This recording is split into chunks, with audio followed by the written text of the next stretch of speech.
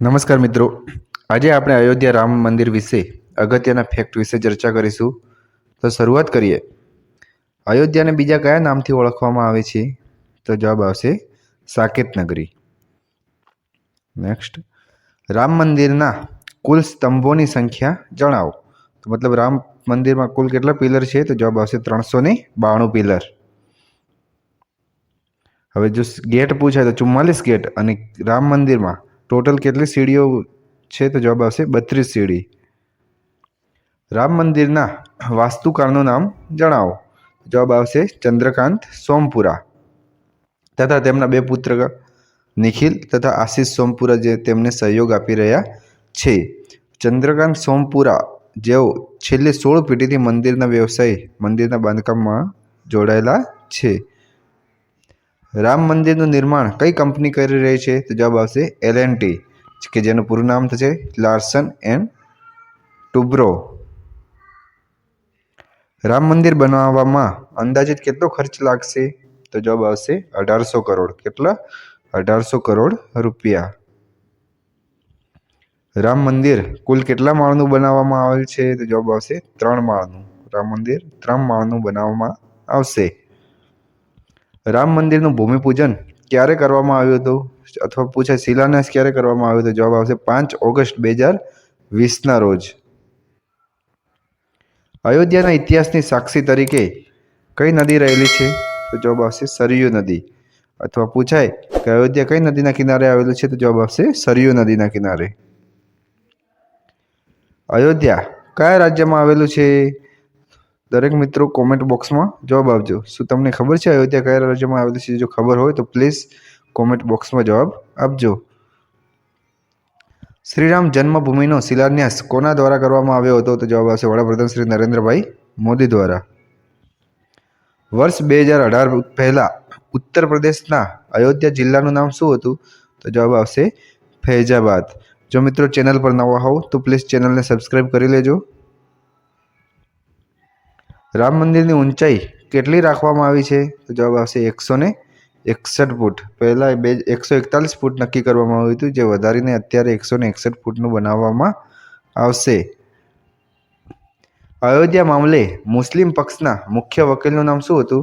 તો જવાબ આવશે જફરયાબ જિલાની, જેઓ છેલ્લા 30 વર્ષથી બાબરી મસ્જિદનો કેસ લડી રહ્યા હતા.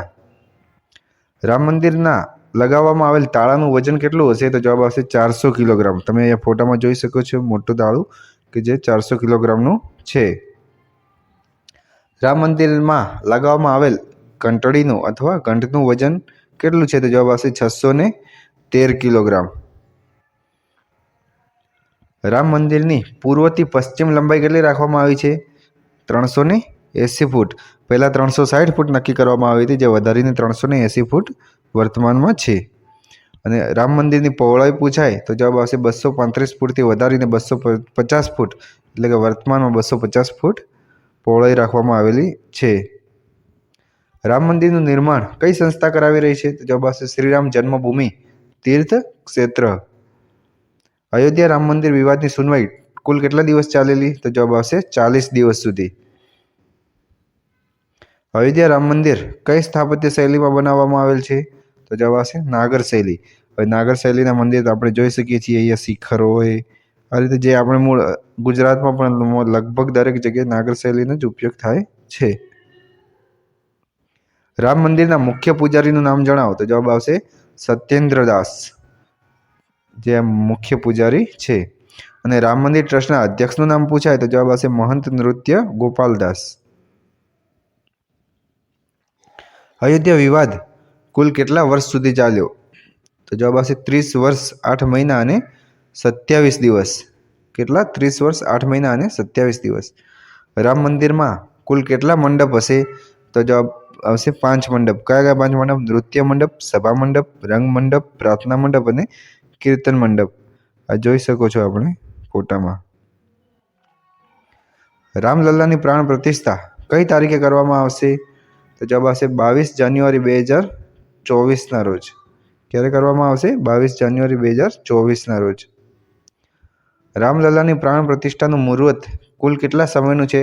તો ફક્ત 84 સેકન્ડનું મુહૂર્ત છે, જેનો સમય છે બપોરે 12:29 અને 8 સેકન્ડથી કરી અને 12:30 અને 32 સેકન્ડ સુધી, મતલબ ટોટલ 84 સેકન્ડમાં શુભ મુહૂર્ત છે.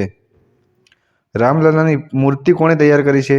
તો જવાબ આવશે પ્રસિદ્ધ મૂર્તિકાર અરુણ યોગીરાજ. ક્યાંના છે? તો મૈસૂરના.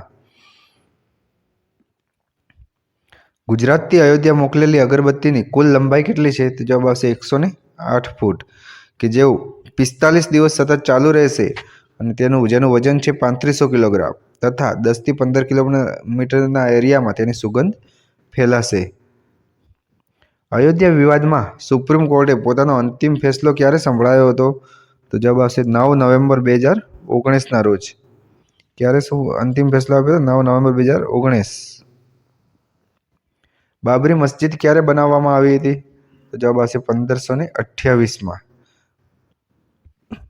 બાબરી મસ્જિદનું નિર્માણ કોના દ્વારા કરવામાં આવ્યું હતું? જવાબ આવશે બાબરના સેનાપતિ મીર બાંકી દ્વારા. 1528માં બાબરના સુબેદાર મીર બાંકી દ્વારા અયોધ્યા બાબરી મસ્જિદ બનાવેલ હતી. બાબરી મસ્જિદનો ઢાંચો ક્યારે તોડવામાં આવ્યો? તો જવાબ આવશે 6 ડિસેમ્બર 1992ના રોજ સવારે 10 વાગે 1 લાખથી વધારે કાશ સેવક ત્યાં પહોંચી ગયા હતા અને લગભગ સાંજે 4:55 એટલે કે 5 વાગ્યા આજુબાજુ લગભગ બધા ઢાંચા ત્યાંથી તોડી નાખવામાં આવ્યા હતા. બાબર કયા વંશનો શાસક હતો? તો જવાબ આવશે મુગલ વંશનો.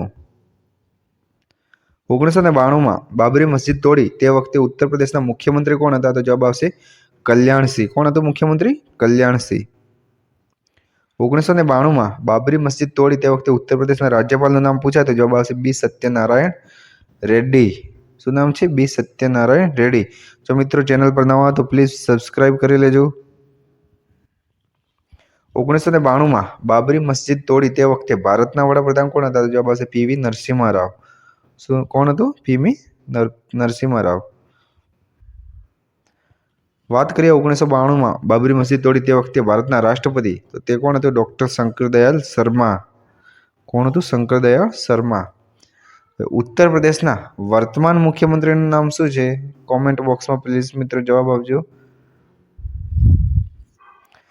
ઉત્તર પ્રદેશના વર્તમાન રાજ્યપાલ પૂછાય તો ખબર જ છે આનંદીબેન પટેલ, કે જેઓ ગુજરાતના પૂર્વ મુખ્યમંત્રી રહી ચૂક્યા છે.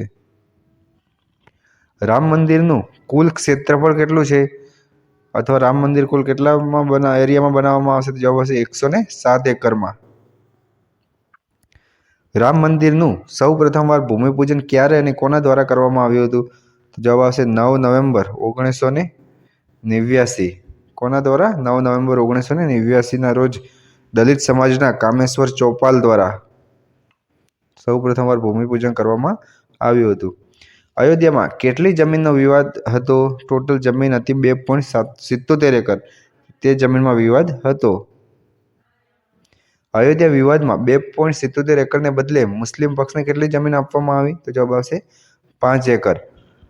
હવે 2.77 એકર જમીન હિન્દુ પક્ષને આપવામાં આવી, મંદિર ટ્રસ્ટને, જ્યારે 5 એકર જમીન મુસ્લિમ પક્ષને આપવામાં આવી.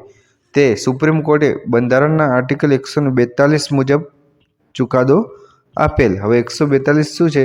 જે સુપ્રીમ કોર્ટને પોતાની અલગ પાવર આપે છે કે તે પોતે અમુક ડિસિઝનમાં તે તેમનો નિર્ણય લઈ શકે છે.